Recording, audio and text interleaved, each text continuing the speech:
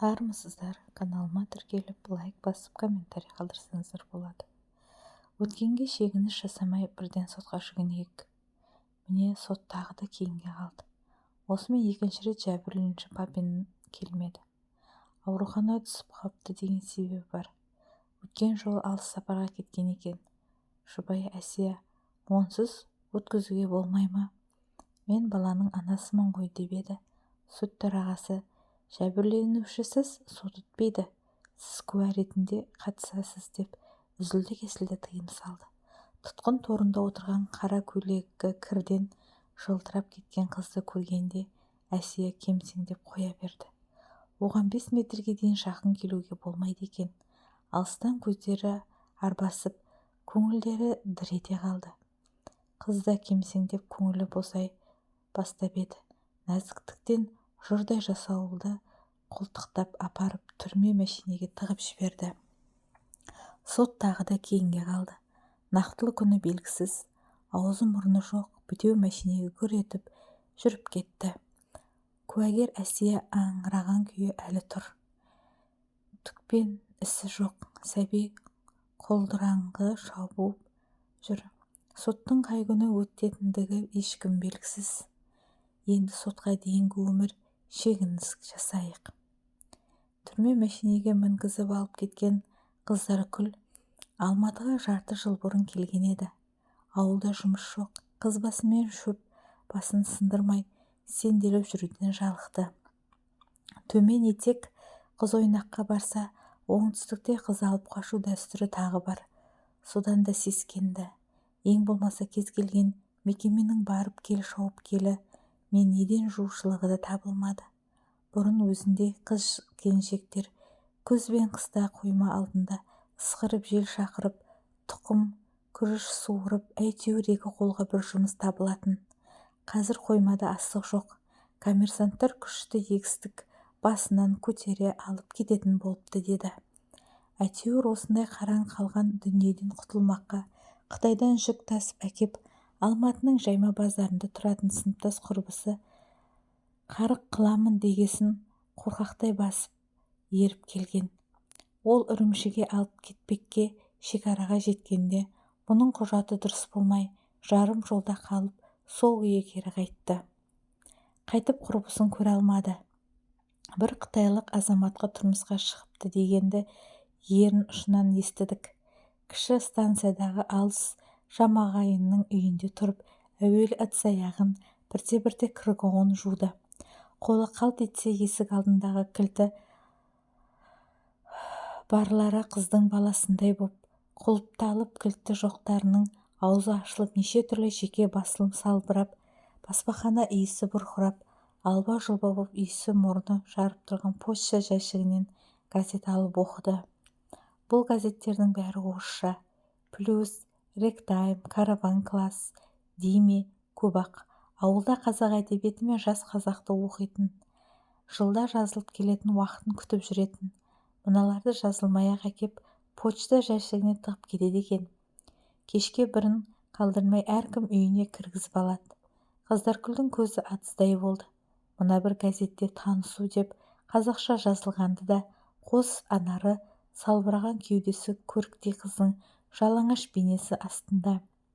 Здесь твои тайные фантазии деп орысша жазылып телефонын көрсетіпті. Оқи берсе я хочу тебя. Если есть желание, позвони мне деп одан да сорақысы жүр.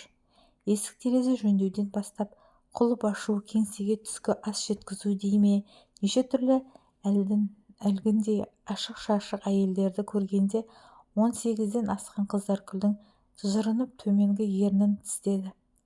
Қыз ибасы тұла бойында тулап, осындай ұятсыз газеттерді қалай шығарады деді де көмексіз ауыл көкірегін тепкіледі. Мынаны қараңыз. Хотите хорошо отдохнуть и почувствовать порыв страсти? Приезжайте. Приглашаю вас деген неше түрлі жазуларды көргенде көзі ұясынан шығардай болып кетті.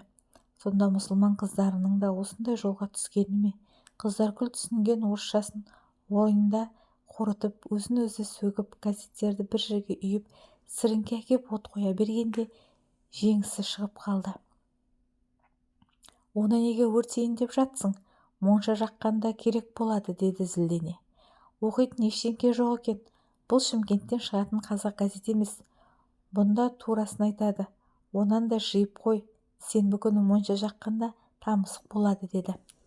Бір күні ректайымға көз салып еді. Сәбиімді бағып қағуға жас қыз керек. Күніне 2000 теңге төлеймін. Қазақ ұлтынан болса деп 2 тілді жазылыпты. Қыздаркүл жеңгесі қалаға шығып кеткенде телефон тұтқасын сескене қолға алып қоңырау соғып еді. Алло деген нәзік үн естілді. Мен хабарландыру бойынша келе ғой деген бауырмал дауыс жан сарайын елжіретіп жіберді. Өзін өзі игере алмай тұтқа қолынан түсіп кетті. Үй іші алакөнген болғасын тысқа шығып әлгі газетке қайта үңіліп еді. Тартынып ауылға кіріп келе жатқан жеңгесі: сен кешке дейін газет оқитын болдың ғой, сол ректайымда не бар? Онан да есіктің алдын сыпырып тастамайсың ба? Айтпаса істемейтін қыз екенсің, деді шатынап. Үйге кіріп жеңгесі шешініп жатқанда Қыздаркүл киініп жатты. Сол күйі газетті алақасына қысып ұстаған беті бір сөмке жүгін көтеріп аялдамаға жетті. Орталыққа баратын алғашқы автобусқа отырды да жаңа алаңынан түсіп қалды. 7-ші сыныпқа өткен жазғы каникулда әпкесіне ілесіп Алматыға қыдырып келгенді. Жаңағы жамағайынның үйінде жатқан Горький саябағын Аққу кафесіне барған. Жеңгесінен сол Аққу кафесі қай жерде деп сұрап еді. Өртеніп кетті деп бұрқ ете қалды. Оны қайтесің деген қарсы сауы көкірегін қармалып қызыл тілге қарай өрмелеп барады. Оның бала көңілінде сол бір жаз күйінде балмұздақ жеген тәтті орын, көл бетінде қалықтап жүзген қос аққу. Саябаққа барғанда қайыққа отырып, әпкесімен әлгі жеңгесі екеуі қосылып, қайықтыны шарқырағанда мен де осылай болсам ғой деп алабұрта қарап армандап отырған. Қайтарда әлі де нәзіктігінен арыла қоймаған жеңгесі туфлиін шешіп қолына алды. Күн батып қалды ғой, сен де шешіп қолыңа ал, асфальт жып-жылы, табыннан өткен жылы біздерге пайдалы деп ақыл айтып қоймағансын. Әпкесі де айтқанын істеген. Қайтарда түн жамылып келеміз, айсыз ашық аспан деп тағы да әндетіп, бұл сөзін білмесе де соңдарынан еріп отырып әуенге іштей ілесті. Сол жеңгесі енді 40-тан аспай жатып бар нәзіктігін жиып қойып, тек монша жағу мен сеймарда жұмыртқа сатуда анда-санда дүрмекке қосылып, халық қалаулыларына дауыс беруден басқа түкпен ісі жоқ. Сәтбаев көшесі 151 үй 47 пәтер табу керек. Мынау жаңа алаң тәуелсіздік ескерткіші, астында арбиған 5 саусақ. Әне бір жерде өнер дегеніміз бұл айдаладағы айқай. Искусство — это крик пустыни деп 2 тілде жарнама іліп қойыпты. Бұнысы нес? Өнердің жолы соншама жіңішке болғаны ма? Қыз Сәтбаев көшесін бойлап, қол сөмкесін иықтап, ентігіп келе жатып ойға шомды. Ауылда жүргенде қарайтыны тек теледидар, газет, журнал, жазылған сирек келеді. Хат тасушының айлығы аз дейді. Бірде елбасы жазушылармен кездесті. Мен 7 жыл шет елде болып келдім. Алматы сынаға ұқсамай кетіпті ғой өзі. Орысша, ағылшынша жазудан көз тұнады. Мемлекеттік тілде сөйлейтіндер тіпті сирек, деді бір қысқа шашты, қасқа маңдай қабағы қатулы жазушы. Ал бір ретте Алматының тойында да куә болды. Әлгі қытайлықпен жұбы жарасқан құрбысы сөзінің қысқа етек көйлегін кигізіп, қасына қызық көзді сүйіктісіне ертіп мейрамханаға алып барған. Той соңынан таныстырдыкі. Арадірік жартылай жалаңаш қыздар бөксесін бүлкілдетіп ортаға шыққанда дәл жаңағы ректайым мен биіндегі қыздарды көргендей болды. Үлкен-кіші деместен төрге отырған галстук таққан кісілердің үстелдеріне бөкселермен соққылағанда сезімдері қозғала қоймады. Ал жоқалыңқыры жер сілкенгендей ұшып кете жаздады. Кейбіреулері қалталарынан қолын сұғып көк қағаз алып беріп жатты. Бұл не деп еді? Құрбысы доллар ғой, деді. Доллар деген не? $1 1300 теңге. Американың ақшасы. сақалды кісінің суреті бейнеленген көк қағазға алыстан аңтарыла қарады. Құрбысы күміскүл болса, қысық көзі жігітінің аузына шай қасықпен торт тығып әуре. «Қойса ұят қой» деп еді. «Сян осындайда жақсы көреді» деді. Жігіттік жастан асып жасамақсыздықты жалына жармасқан Сян бұған жақтырмай қарады. «Бұл қазақша түсінеді, тыныш отыр» деді күміскүл. Бір жасықты шашы бірге ағармақшы болған өмірлік серігі сол шығар. Ал енді қайда бұрылам, қайда барам? Көп қабатты үйлер танысып тартылып барады. Жаздың ыстық күні қалада тіпті қарғының миын қайнататындай қапырық екен. Қаз-қатар тізілген үйлердің арасында Құдай-ау, бала ойнайтын қуыс жоқ қой. Қала дегеннің осы болса, ауылда әредірк жел лекіп, жан сарайын рахатқа батушы еді. Қай құдай екен айдап келген осында. Күн көріс мені айдап келген. Даланың бәрі қалаға қаңырған заман болды деп өз-өзін кінәлап жауап бергенде, «Әй, қайдан адасып жүрсің?» деген таныс дауыс саңқ ете қалды арт жағынан. Қиялында келе жатқан күміскүл дәл қасында тұр. Қыздаркүл жылап жібере жаздап, өзін-өзі әрең тежеп, көз көрген құрбысына қолашын созып, таза құшақпен құлай кетті. Әрненің дәмін татып жағалаудың шетіне шығып қалған ол, адасып жүрген құрбысына құшағын аша қоймады. «Қайдан жүрсің ей, адасып?» Ол бәрін жайып салды. «Ол үйдің тіпті арт жақта, қазір апарып тастаймын. Өзіңше сол Қытаймен қосылдың ба? Арманыңа жеттің бе?» «Жеттім». Оларға мекен мөр көше шетінде күтіп тұрған қоңыздай томпақ жапон мәшинесінің есігін ашқанда, «Здравствуйте» деген Сян бұны танып, «Саламатсыз ба?» Жапонның жеңіл көлігі мәшинелер ұйлыққан көше тығынынан ыстылып шығып зымырап отырып 151-ші үйдің тұсына тоқтады. «Мынандай мүмкіндіктен айрылма, кейін осы телефонға звондаймын.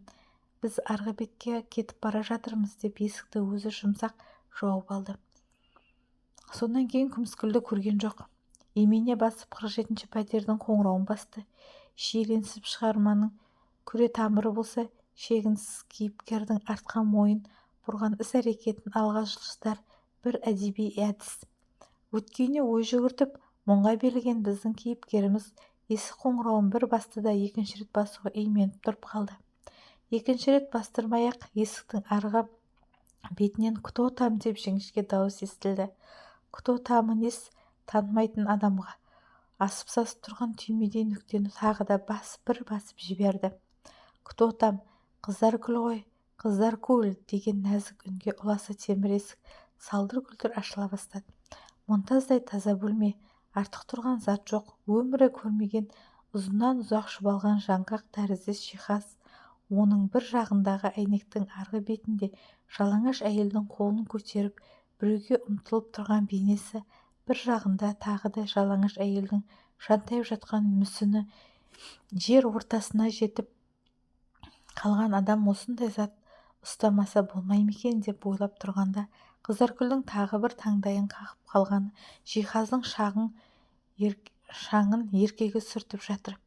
Көзінде көзілдірік, бойшаң тұлғалы бір өгіздің басын бұрып шығып, бір жылқыны бір өзі шайратар еркектің қолындағы өкпедей жұмсақ ақ шүберекті тегізіп-тегізбей шаң сүртіп жатқанын қарашы. Әлде әйелі ауырады ма екен? Жоқ, әйелі де сырықтай ұзын, оның да көзінде көзілдірік, сап-сары өңінде мейірім ойнап тұр. Күйеуі безірейіп қараса, ол кісіні өзіне тартып күлімсіреп тұрады екен. Қыздаркүл жиһазға таң қалды. Қаржы министрлігінде істейтін анау күнгі ағасының үйінен мұндайды көрген жоқ еді. Алматының шым-қай қара жиһазына қарап-ақ жеңгесінің жаны қалмайды. Адам жаны ақшаға ауысқан заман ба екен, немене өзі? Үй осы, деді әйел кісі ескі таныстарша. Әсия, менің аты-жөнім Қыздаркүл. Дәлме-дәл қайталап Әсия Пантелеймон деп тілі келмей мүдіріп қалды.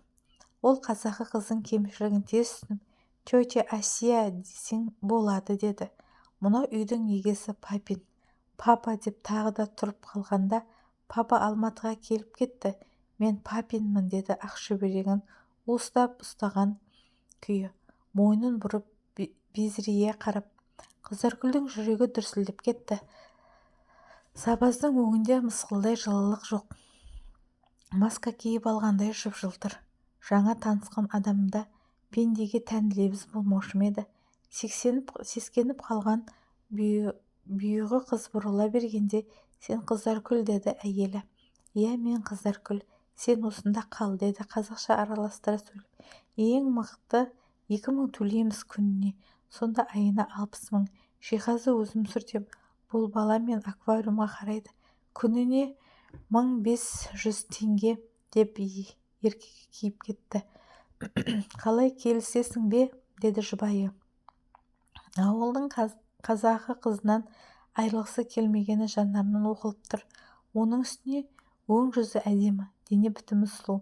Адамның жансайран сыртқы бет-бейнесіне қарап сараптап үйренген педагог әйел емексіп қаракөз қызға еліге кетті. Бала қайда, деді бұл таң қалып. Бала күтушіде. Сен келдің ғой, енді қолға аламыз. Ол бала, есімі Пауль. Иә, шешен. Шай іш, деп әйел ас бөлмеге бастағанда қатар бір бөлмеге толы кітапты көріп тағы да таң қалды. Кітапхана секілді. Осынша көп кітапты да жинайды екен-ау. Біреуі жатын бөлме, мынау қонақжайлары, бәрі 3 бөлме. Үшеуі отырып шай ішті. 1000 келісесің ғой, деп еркегі тағы да қайталады. Күніне 1500 теңге. Не деген көп ақша, деп іштей дән риза боп басын изей бергенде, таңғы 9-дан кешкі 7-ге дейін осындасың, деді де тағы нықтап. Бұл тағы да басын изеді. Әсия үндеместен қызға көз салды.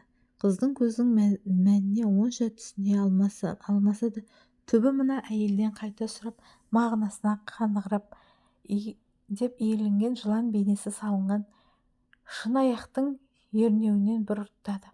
Қыздаргүл тәлті мен ашыға бірдей ерін тигізді. Ол сол сәтте дәліздегі 4 бұрышты су толы әйнектің ішінде жүзіп жүрген балықтарды байқап қап, ернін күйдіріп ала жаздады да дір-дір еткен алақанымен шынаяқтың бетін басты. Әсия қобалжып отырғаныз тағы да бір шынаяқ шай құйды. 2 жасар сары баланы шешесі кешке таман үйге алып кіргенде, Қыздаргүл, бұл кімнің баласы, деді таң қалып. Бала табатын жастан асып кеткен кексе әйел, менің балам, деп мейірленіп, қалайша деп сұрай алмады. Сарылығы шешесінен аумайды. Әкесі өзінше жүрген бір тұйық әлем. Ерте кетеді, кеш келеді. Қарттар үйінде сантехник боп жұмыс істейді екен. Әйел бір жоғары оқу орнының ағылшын тілінен сабақ бергеді. Екеуінің де шыққан тегі поляк. Әкелер о заманда қара шекпенділермен бірге жер аударылып келген екен. Бұның бәрін шай үстінде бірге туғанымен жолыққан жадыраған Әсия ынта-шынтасымен айтып берді. Менің атамда әкем Тургеневтің шығармасын оқып Әсия қойған екен. Оның түбі түркі ғой, дегенде қыз, бұл не айтып отыр, деп таң қалды. Мен оны қайдан білейін? Ол түгілі шыққан тегімді дұрыс білмеймін. Әйтеуір күн көріс үшін елден шығып кеткен бір бейбақ емеспін бе? Қыздаргүл үшін ең қиыны кешкі 7-ден кейін барар жердің болмаған еді. Жатар орным жоқ, деп айта алмады. 2 күн вокзалда түнеді. Жаздың күні болғанымен түн салқын. Пойыз күткен жолаушылардың арасында бүрісіп отырып, бозала таңды ұйқылы ояу атқызды. Таңертең келген бетте жуынып шайынып, айтқандарын екі етпей. Алғашқы күні әйнектің арғы бетіндегі қырынан жатқан жалаңаш әйелінің қолын алып қарап еді, есіктен шығып кетті деген қожайын үйде екен. Ұстама, деп ақырып жіберді. Жалаңаш мүсін қолынан ытқып кетті де дәл аяғының ұшына түсті. Жиһазға жолаушы болма, бұны сүртпе дедім ғой. 3 адым алыс тұр, өзім сүртем. Аяғы ауырса да ақсаңдая басып жүрді. Башайын қозғалтса, жаны көзіне көрінеді. Бірде кітап сықай жиналған бөлменің шаңын сүртіп жүріп, Тургенев дегенді тауып ап қараса, Әсия деген жазу тұр екен. Орысша үйреніп, осыны қалайда оқып түсінемін деп армандап кетті. Сол сәт есік ашылғап, Әсияның өзі кіріп келді. Жүзі әдеттегідей жайдары. Шай қой, деді. Шай үстінде қыз Тургенев дегеннің кітабын ұстап көріп, Әсия деген жазуды оқығанын айтты. Әсия анау тұрған әлем әдебиеті жауһарының 200 томын $1000 сатып алған. Кітап иесі ерлі-зайыптыларға ақша керек болғанын мәшинеге тиеп жатқанда екеуінің пәлен жылдан бері сырласын қимай көз жасын қалай сығып алғанын тебірене отырып жеткізді. Бұл сіздерге неге керек болды, деді тоқтастан әйелге келініндей сызылып шай құйып беріп отырған Қыздаркүл. Бұл Паулға керек. Ол көз үйрете беру керек. Бұл да менің идеям. Қыздаркүл жиһаздағы жамбастап жатқан әйел мүсінін қолынан түсіріп алғанын айтты. Үй иесі әйел бәрін көріп тұрғандай, сосын жоламай-ақ қойшы, басқа да жұмыс жетеді ғой, шаңын өзі сүртсін, деді. Қыздаркүл түнемелікке жататын жері жоқтығын жіңішкелеп отырып жеткізді. Онда кітапханаға жатасың. Тек кітап иесін үйрене алсаң. Үйренемін, деп қара торы қыз қуанып кетіп, уәде бергендей нық сөйледі. Әсия өзімен бірге істейтін ауылдан шыққан бір қазақ қызының алданып екіқабат боп қап, баласы жоқ әйелдің есігі алдында шарананы құндақтатып тастап кеткенін, кейіннен мектепте балаға сабақ бергенін, оны өзінен басқа ешкім білмейтінін, ақыры шыдай алмай қалаға көшіп келгенін айтты. Сосын сен де байқап жүр, деді. Біз төлеген ақшаға үстіңе киім ал. Қыздаркүл алыстан мұңға батып, жолын тосып жүрген шешесімен бірге шай ішіп отырғандай мәз-майрам болды.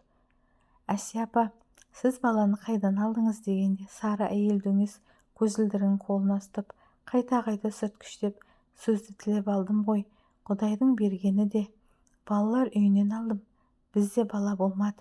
Үй-жайға ие керек, кітапқа ие керек, қой балықтарды тамақтандыр, деді. Бұл бір екеуінің арасында қысқа болса да ағынан жарылған әңгіме болды. Сәл нәрсеге көңіл желегі желтілдеп кеткен қыз, Әсия апа, ағылшын тілінен сабақты қалай бересіз, деп аңтарыла қарады. Мен ағылшынды беруін берем ғой, сендердің тілдеріңді үйренуім керек. Ұятайық астаналардың тұрғаныма ширек ғасыр әлі еркін сөйлей алмаймын. Сен онан да маған өз тіліңді үйрет. Ал Папин ағай ше, оған бәрібір, сен Паул екеумізге үйрет. Адам тілді 5 жасқа дейін бойына сіңіру керек. Папинге жағашпа, бар балығыңа тамақ әкел, деп Паул оянғанша осында бола тұрайын. Живая рыба деген дүкенге кеткенше Қыздаркүлдің қиялы біресе аспандап көкке жетіп, біресе жерге түсті. Оған бәрібір, дейді. Шынында да ол кісіге жиһаздан басқаның керегі жоқ сияқты. Жиһаз адам, сырты адам, жүрегі ағаш, әйелі қандай мейірімді, қызыл шиедей жұмсақ. Паул ертең кім болар екен? Живая рыбадан әртүрлі шабақ алады. Бұны да алғаш Әсия әкеліп көрсеткенде жетісіне бір рет келіп тұрасың. Міне, мынандай жаңа туған, жаңа жүсіп жүргендерін аласың. Бұл сонда тірі шабақтардың сатылатын таң қалған. Шабағың не? Адам сатылып, бала сатылып жатқанда, деп өз-өзіне тоқтатты. Адам саудасы дегенді үй иелері жоқта кәбілі теледидардан көрді. 1 сағат хабар соған арналды.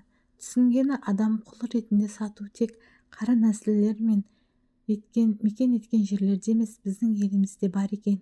Шетелге сәби сату да заңдастырылыпты. Бұны да Әсиямен сұрармын деп қиялын кейінге шегеріп теледидарды өшірген. Қожайын кеп қалса бәлеге қалармын. Жиһаздан 3 адам аулақ жүр, деді ғой.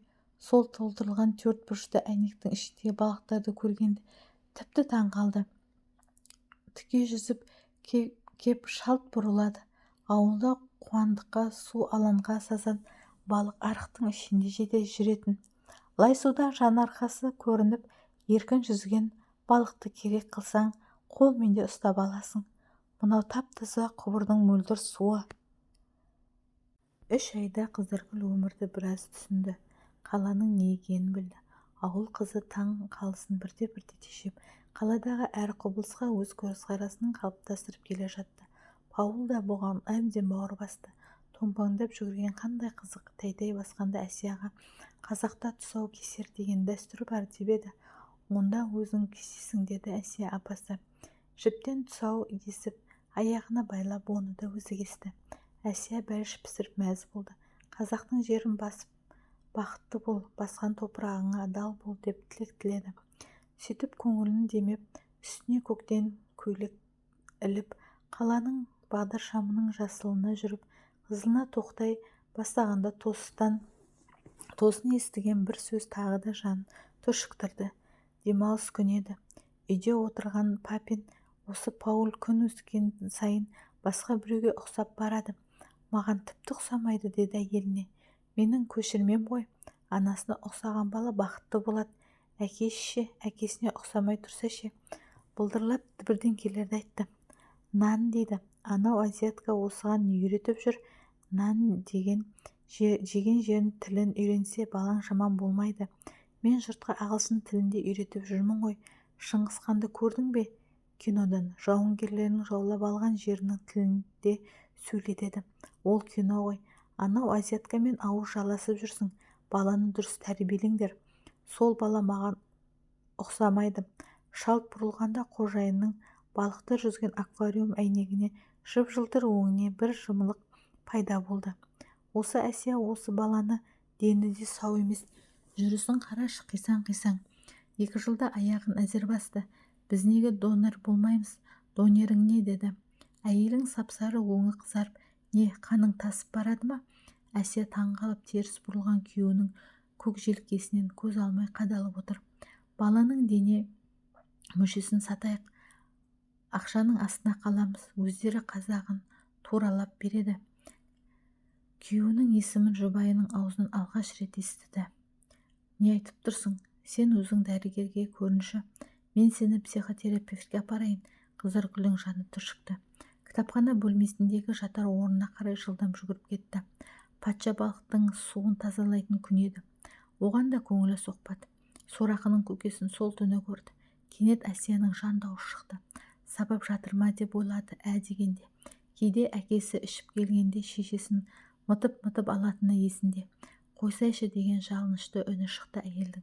Бойжеткен қыздан ұят емес пе? Деді. Ол да біз жансыз жиһаз да бір, деп ентікті Папин. Ол сұмырай, жиһаз деп тұрғаны мен ғой сонда. Өзінің жиһаз адам екенін біледі ме екен? Лаврик, әйелдің жыныс мүшесі бар ғой, еркекке арналған. Мұның таза порнография. Бұл эротика. Әсия апасы тыржалаңаш. Жиһаз адам жануарша асылып тұр екен. Баланы шіліктеп сатуға көнбейсің. Енді алған жеріңе қайта тапсырмасаң, көрген күнің осы. Құдай-ай, деп Әсия апасы ұзатылар қыздай сыңсыды. Қызаргүл ізденген тұрғанда кәпірдің қолына не тисе сонымен қақ желкеден бір қойсам деп қарпанып еді. 4 қабырға түгел кітаптан өзге қолға ілгерден салмақты қара табылмады. Қараңғыда қарманып Тургеневтің Әсиясын алақанымен сипай берді. Енді ойланбасаң ертең де деген не еркекке не әйелге жатпайтын дүбара дауыс естілді. Әсия сыңсуын сап тиіп күрсінді де қойды. Ертеңгі күн жексенбі. Әсия ұйқысынан кеш тұрды. Бұрын танған мейіріммен бетпе-бет жүздесіп бір тілдесіп қалатын әйел күтуші қыздың бетіне тура қарай алмай бұрылып кетті. Бұл Паульдің киіндіріп жатқанда кеше неге балыққа қорек әкелмедің? Патша балыққа өзім жем болғың келіп жүрме? Деді қожайын қатуланып. Қыздаргүл қазақы рәуішпен тіл қатпады. Папин болса жексенбіден бір сәт ауытқымай жиһаздың шаңын сүртуге кірісті. Түс болды. Баланы алып тысқа шығып 2 сағат сырғанақ теуіп, аскем серкітіп қайта келгенде жиһаз адам жағадан алды. Форельге тамақ қайда? Шабақ қайда? Прислуга по всему дому, Әсия, деп ақырып жіберді. Бұрын естімеген ащы дауыстан сескеніп сәби қосыла шыңғырды. Папиннің өзегі өзінің жанындай көкіреген жаңғақ ағашы түспес жиһаздың үстіне еніп бара жатты. Әлем тапырақ өңінен сәби емес, кәмелетке толған қызда сескенді. Далада жүре тұрыңдар, деді Әсия. Ол тұра алмай қиналып жатыр еді. Келмей-ақ қойыңдар. Әйелдің жүрегіндегі сөзді айтпастан түсінген қыз сәбиді құнтақтай киіндіріп тысқа алып шықты да қайта кіріп жатын бөлмеден бір кітапты ұстай шықты. Бұл Тургеневтің Әсиясы деді. Өзіңе үйреншікті орын теміржол вокзалына келді. Сәби екеуі дәмханада түрегеп тұрып тамақтанып, ығы-жығы адамдардың ортасына орын алды. Жұрт кетіп жатыр, келіп жатыр. Екеуі сірескен мұздай қозғалмайды. Күн батып сәбидің көзін ұйқының кіреукесі шалды. Ол Паульді алдын алып мызғып кеткен кезде бетіне үңілді. Сені құшақтаған күйі ауылға тартып кетсем бе екен? Әке-шешем, ағайын, туғаным сап-сары баланы көріп, қайдан тауып алдың десе не деймін? Бар көргенім, мен білгенімді айтамын. Қазақтың балалары шетелге де сатылып жатыр ғой. Мен бұны адам қып асыраймын деймін. Оған көне қойса, сырттан лекіген салқын мен жел құлағына ауылдың гуын-гуын естілді. Вокзал іші күн бата тіпті суық кетті. Әсия апам көмекке келеді. Ол бізді бұлай қалдырмайды. Дорбадағы бар дүниесі кітапты ұстап көрді. Орнында, дорбада жалғыз тек кітаптан өзге ештеңе жоғын вокзал торығында көріп те қойған болар. Көзі ірініп мызғып кетіпті. Пойызға мініп барады екен. Бірақ әдеттегідей жанға жайлы жұмсақ вагон емес. Тор-тор боп бөлінген жан төгішігі қараңғы вагон. Мына отыр жиһаз адамның еркекке де әйелге де жатпайтын дүбәрі даусынан селк етіп оянды. Дәл өзі, ұсталдың ба, азиатка? Қара киімді қос полицейдің бірі баланы қыздың құшағынан жұлып алды да бірі білегіне кісен салды. Полицейдің бірі балаңызды ұстаңыз деп еді. Ұстай алмаймын, қолым ауырады деп жиһаз адам бақпай қарсылық білдірді. Түсінде көрген тортүр мәшинеге отырғызып, ішкі істер бөлімшесіне әкеліп, құжат толтырып түсінік алды. Сол мәшинемен түрмеге жеткізді. Шарқ ұрып баласының қуанғаннан папин қолым ауырады, көмектесіңдер деген өтінішпен перзентті полицияға көтеріп үйіне келді. Мән-жайға қаныққан әйел мұның не деп еді. Қазақтың қызын соттатпасқа да ақша өндіріп алмаймыз ба деп жып-жылтыр бетіне шабақтай шоршыған ерек сызықтар пайда бола некелесіне қарап ниетке қарады. Көптен күткен сотта басталды, бірақ жәбірленуші тағы да келмей қалды. Мен баланың анасымын, ол қашып жүр. Мен жәбірленушінің берген арызын жоққа шығарамын. Ол сотқа ешқашан келмейді, деді Әсия сөз сұрап орнынан тұрып. Сот төрағасы осымен 3-ші рет сот мәжілісіне себепсіз келмеген жәбірленушінің арызын дәлелсіз тауып бала ұрлады деген дәйекпен айтылып, қазақтың қара торы қызын ақтап жіберді. Әсия жылап тұрып күйеуі папинмен ажырасуға азаматтық іс бойынша арыз беретіндігін мәлімдеді. Сот бұл ерлі-зайыптылардың жеке шаруасы деп шешті. Қола кісеннен босаған Қыздаркүл өзінің күзеткен полиция жылыстап кетіспей Әсияға тұра ұмтылды. Сот залында қолдарындағы Паул 3 ай көрмеген күтушісін танып шырылдай жүгірді. Біздің үйге барасың, деді Әсия. Жиһазды ауыстырдық. Алсақ жаңасын алармыз, алмасақ жиһазсыз өмір сүруге болатын шығар. Рухани Астана қандай әсем. Маңдайшасына қалалық сот деген жазу ілінген мекемеден алыстай бергенде Қыздаркүл өзін Алматы емес жақсы адамдарды көп жұмбақ та